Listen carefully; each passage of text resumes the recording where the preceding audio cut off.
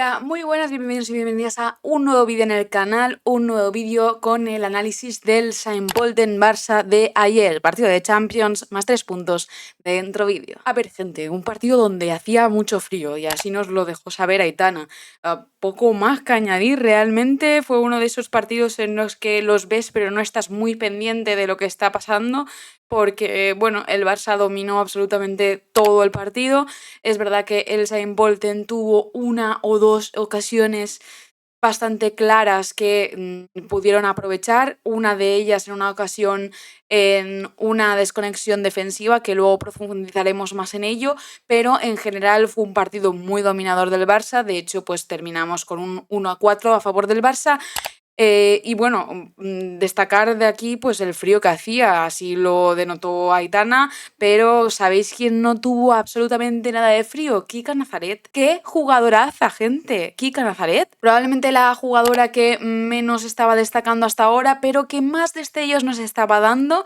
Y sobre todo, hablo por mí, a mí me ha encantado, ya no solo como jugadora en sí en el campo de fútbol, sino porque veo que tiene muchísima personalidad y que de alguna forma atrapa a los fans. Y esto también es un poco el tema de la cara, de lo mediático, de lo visible, del foco, de no perder esa ilusión de jugar en el Barça. Y creo que Kika ha recuperado en el Barça lo que algunas habían perdido en el Barça, que es la emoción, la ilusión. Como si fuera una niña pequeña, nos ha demostrado que jugar en el Barça es una de las mejores cosas que le ha pasado en la vida. Y esto lo ha demostrado no por las entrevistas ni lo que haya dicho fuera del campo, sino porque se notó ayer que estuvo súper solvente en el campo, haciendo de falsa 9, que al final es una posición que la define en cierta forma, pero que no había tenido gran espacio para demostrar su valía en esa posición.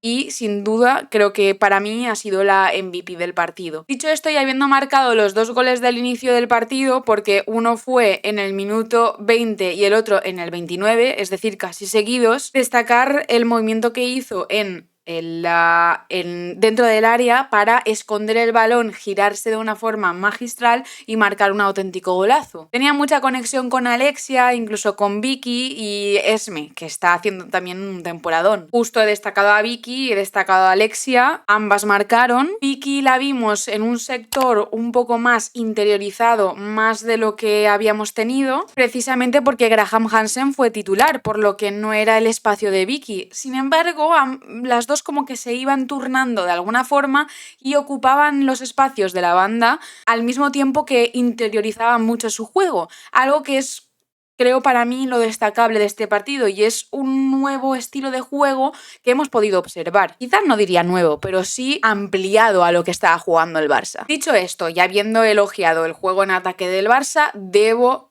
insistir: nuestra defensa sigue estando floja. Si bien es cierto que debemos decir que no jugó nuestra defensa titular, pero tengo la sensación de que esta jugada a balón parado en la que nos marcaron hay que recalcarla, porque es una jugada de estrategia y porque el balón se va paseando por la línea, por delante de Cata, básicamente, y nadie llega a despejarlo en ningún momento. Y además la jugadora que está en el segundo palo esperando a entrar va fuera de marca, y creo que es marca de Patrick Jarro, pero no quiero puntualizar en ninguna jugadora porque siento que las jugadas a balón parado precisamente son para que todo el equipo esté con sus marcas o esté pendiente incluso de las otras jugadoras. Había mucha gente que me estaba diciendo que quizá era un error de Cata o una desconcentración de Cata, pero pienso que estas jugadas se deben de hacer en equipo y que igual Cata poco podía hacer con un balón que iba raso por el suelo y que era un poco difícil de controlar o de despejar. Dicho esto, luego hubo otra ocasión ya con nuestra defensa titular, porque fueron entrando poco a poco los recambios del 11 titularísimo que utiliza siempre Pere Romeu, y hubo otra acción también de desconcentración donde el Saint-Pölten nos ganó la espalda. Por eso digo que debemos de seguir incidiendo en estas cosas.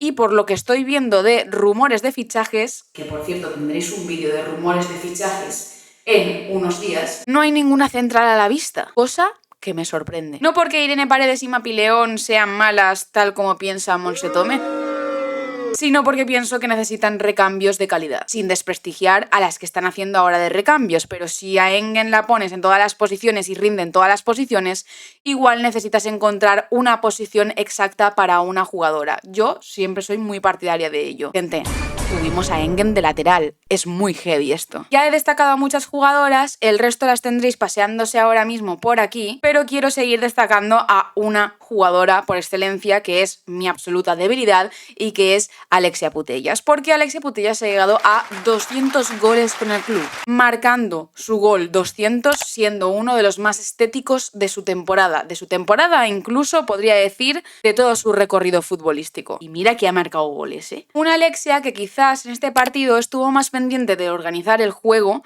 que de marcar goles, algo a lo que ya nos tiene muy acostumbradas. Por eso mismo mi MVP va para Kika, porque me sorprendió para bien y además pienso que jugó de las mejores, aunque podríamos dárselo tanto a Kika como a Alexia como a Vicky. Dicho esto, gente, seguimos sumando puntos en Champions, aunque todavía no somos primeras de grupo ni estamos clasificadas matemáticamente. Dato: Alexia Putellas en su mejor temporada, en la que marcó 34 goles, a estas alturas de la temporada llevaba 13 goles. Ahora mismo, en esta temporada, lleva 10. Y en su mejor temporada ganó el Balón de Oro.